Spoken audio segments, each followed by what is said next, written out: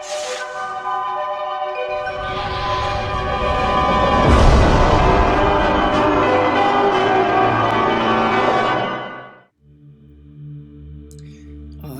too sexy for my cat.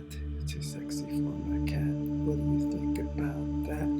Adabu! Assalamu alaikum, namaste, haru nefer. This is Kasank Maya Keparu with another video for you. And in this video, I want to talk about the benefits and dangers of astral travel. But before I do that, I want you to hit the like button on this video. And if this is your first time to my channel, welcome. Hit the subscribe button to get notifications of more videos like this. And also share this video with family and friends to get this revolution started. And you can also become a Patreon supporter. You can do so for as little as $1 or $5 a month. You'll get exclusive videos on performing a ritual, divination, all kinds of really cool stuff. So let's get into the subject matter at hand, which is the benefits and dangers of astral travel. Now, I'm a little sad because I went to the astral world the other day, and it was a life-altering experience, you know? So let me explain a little bit about this. Astral travel is something our ancestors practice, and many different cultures practice this. And it's the ability to separate what we will call as your soul from your body and have your soul travel. And it can go anywhere. It's not limited. It can go to different star systems. It can go to different dimensions. It can travel back in time to the Civil War or to the dinosaurs. Or it can go into the future, and it can visit maybe your future self, you know, or it could be in one of those flying cars. Again, there's no limitation. So the thing I want to cover here specifically is just to give you an idea of how important this aspect of us really is, because we are taught that the only thing that exists is the 3D world or the third dimension. So we get trapped in ego, thinking that the physical body, the avatar, is all that there is, when in fact, you are much more than that. And I came to an awakening of this very young. I think I was about 11 or 12, and we went as part of a community trip to a pool. And I remember that it was the water's way above my head, and somehow or another I ended up by myself, and we were supposed to stay with the lifeguards and all that, or the teachers, and I almost drowned. But during that incident, I can specifically recall that my soul, if you will, left my body, and I can actually see myself in the water, like paddling for dear life, you know. And it was a very, very shocking experience. But long story short, the lifeguard did come and came and rescued me. And I remember subsequent days after that recalling the incident and just was perplexed, because every time I would go to think about it, I would always remember the perspective of me looking at me, you know? And I was like, well, what was that then? How could I be looking at me? And that's when I realized that there was this thing called astral travel or astral projection. Now, we have many in our government and the elite who, of course, are aware of this power. They're aware of many things. And they're using remote viewing. Specifically, you know, you have organizations like the CIA, and there's many books published on this, where they have trained remote viewers to go and spy on other countries, to go and travel to other planets like Mars, to see what's there. And this is an ability that you can mimic. This is something you can do. Now, it takes time, it takes practice, but specifically, let's get into some of the mechanics of it. Now, we automatically travel when we go to sleep each night. You know, your ba, as the Egyptians call it, you have a ka ba, the ba, which we can equate to like the soul, because when you see the hieroglyphic representation of it, it is a bird with the head of a man, and that's kind of their pictorial representation of the human soul. So your ba leaves your physical body and then travels. When you wake up in the morning, you may not recall the so-called dream that you had, but you're really going to different dimensions and having different experiences. In fact, Vadim Zeland, in his book, Reality Transurfing, talks about how this is all these different places that your body or your soul can visit is the alternative space. He calls it that. And these are different possibilities of reality that have not given form in this fourth dimensional plane. And the reason is because they're so far removed or different than our reality that we exist in that the frequencies don't match. But one of the things that Vadim Zeland talks about is that there is a possibility that if you leave and visit the alternative realm and interact with the beings and the things there's a possibility of you not being able to come back or find your way back to your body. That is a real possibility, and this is what we equate to people dying in their sleep. However, it's a very, very remote possibility, so don't get scared or hung up on that when you're practicing these techniques. Now, with the idea of astral travel, we need to really keep in mind that this, again, is our true essence, which is consciousness. And it has no limitation. You don't experience pain. There's no racism. There's no sexism. You are literally traveling to alternate dimensions and interacting with beings. And there is so much to be gained from that. When I did it several nights ago, I went into an alternate realm and had such a profound experience. Now, when you come out of it, it can be a very, very exhausting experience because I was depleted in terms of energy. I was confused as to where I was. I was like, okay, where am I? What's going on now? Because it's literally like you're being reborn when you come out of it, and you have to learn how to or relearn how to use basic things like, how does the fork work? How does the spoon work? And this is because I went so deep into the experience and traveled so far that time, maybe I was asleep for, let's say, for example, 6 hours, but I spent a year in that realm to where when I came back, it was like, again, being reborn and learning how to do things in this world or this plane of existence. So keep that in mind. And there's so many benefits to it. I mean, when you're interacting with these beings. Now, I want to preface this by saying that there are some negative entities out there that you don't want to get involved with.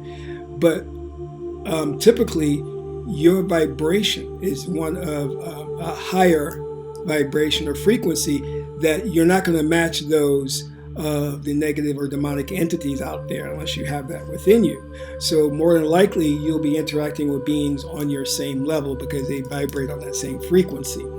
But one of the benefits, or a lot of benefits that you can achieve from this, is you'll get psychic abilities, you'll get intuition, clairvoyance. These are things that you will take from the experience, and it may last a few days, a month, but typically it does dissipate after a while. But while you're still recovering from that travel, you're going to get premonitions of the future. You're going to be having increased cognitive faculties. You'll be able to really have super intelligence. And that's one of the things I absolutely love about it. And people also ask the question, well, these realms that you're going to, are they real or are they just dreams? When you partake in this astral travel, you will see how authentic the experience is and how real the experience is, to the point of when I came out of it and came back to this plane, I actually thought that this plane wasn't real. I was like, well, this is not real, because where I came from was it seemed more real than this existence. So that's some of the things you'll have to watch out for. And I've had this experience several times. I've gone deep into the astral realm or the astral plane to where I've actually have encountered some really strange beings, and I don't want to encounter them again. But one of the things, the benefits you can do, and I talked about this in the previous video, was the fact that you can have astral sex. You will be able to form relationships with entities in those other realms, and some may be relationships that involve sex, and it's perfectly okay, but you'll have to watch out for the succubus and the incubus. Now, the succubus is type of a female entity that will tempt males, have sex with them, and deplete you of energy, and the incubus is a male demonic entity that will seduce women if you're going into the astral realm and deplete you of energy. So you want to avoid these beings, and typically you can identify them because they will look a bit odd, and but the sexual pleasure that they'll give you, it's out of this world. But it comes with a price, so you have to be very, very careful. Okay, so I've covered some of the benefits and some of the dangers, like not being able to come back from the experience, which I don't want you to worry about that, because you're on automatic pilot. Your ba or your soul will find its way back, because there's a type of umbilical cord that is attached to you, and it'll pull you back. Okay, you may not want to come back. You may go to a world that is just full of love and pleasure that you want to stay, but you'll be pulled away and pulled back this existence because you have a destiny to fulfill, and you have to complete that. All right. Now, how do we go about doing this? This astral travel. Well, it's very simple. However, you may not achieve it on the first attempt, which is why you'll need to practice.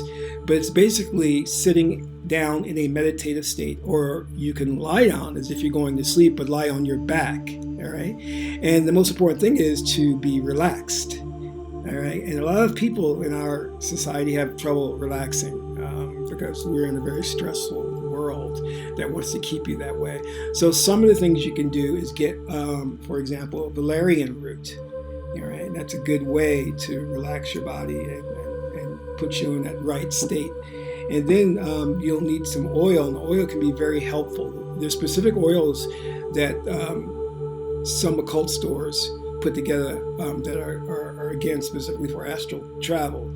This one is Delphic Dreams, and I think for me this has been the best. Now, one of the things you want to do is you want to lie down, relax, and there are different techniques that you can explore online that will help you to drift from the beta state, the waking state, to the alpha state. And the alpha state is kind of where you want to go, and it's the first step. Eventually, you'll move from the alpha to the delta to the theta state. All right. Now, the techniques that you can use to astral travel, they range. There's a Monroe technique. I think it was authored by Robert Monroe. There's a rope technique where it kind of like this rope comes down. You're imagining the rope coming down and you're climbing up to the astral plane. And there is the hammock technique of envisioning yourself lying in a hammock. These techniques work, they're very good, but the main thing going back again is to be relaxed. And a good book which can teach you to relax the body is The Relaxation Response, and that's by, I believe, Herbert Benson and Miriam Kepler. It's an older book, it's been out for a while, but when the technique came out, The Relaxation Response, it got really, really good reviews. And we in the priesthood were using it to help relax us prior to meditation. So this doesn't require a lot of effort on your part. You want to just relax your body, relax your mind, and kind of allow yourself to drift off with the idea or the objective that you want to travel, you want to separate. And sometimes it's good to have a visualization or image in your mind of the perfect world that you may want to go to, or a particular time that you want to go to. Now, speaking on that, I want you to keep in mind there's no such thing in the astral plane of time and space, because in reality, you're not traveling anywhere, you're not going anywhere, because this existence, this etheric realm, is void of time and space. All right, but we don't have to get too complex into that, but just know that, and then allow yourself to drift off. Now, one of the things that I use that can be very helpful too is etheric music and accompanying mantra. Because when you're reciting the mantra, the repetition takes you from the beta to the alpha state.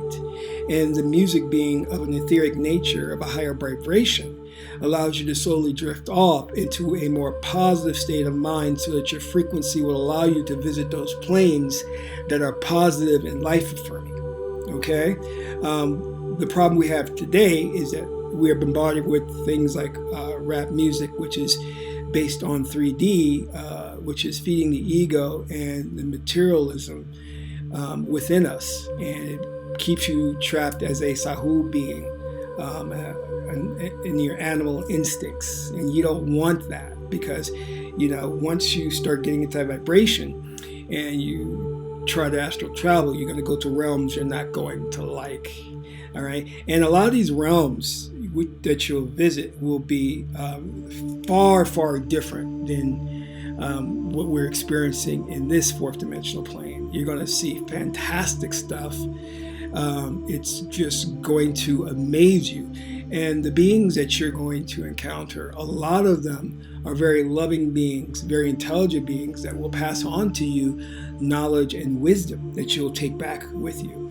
And a lot of people, and this is studies that have been done, who have partaken in this astral travel, have stated that they didn't want to come back. They wanted to stay out there in the astral realm.